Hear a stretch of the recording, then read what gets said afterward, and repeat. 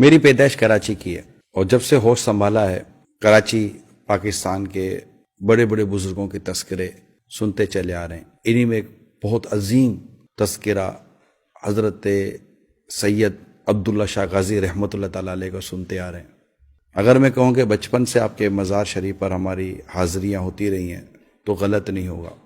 آپ سید ہیں، خاندان اہل بیت کے چشم و چراغ ہیں۔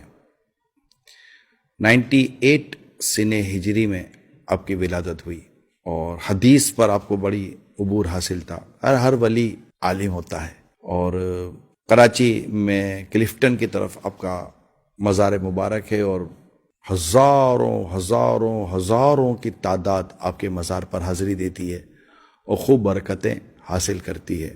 اور الحمدللہ آپ کے مزار شریف کی ایک برکت یہ بھی ہے، یہ تو ہر اولیاء کرام کے مزار کی یہ برکت ملتی ہے کہ دعائیں قبول ہوتی ہیں، تو یہاں بھی دعائیں قبول ہوتی ہیں۔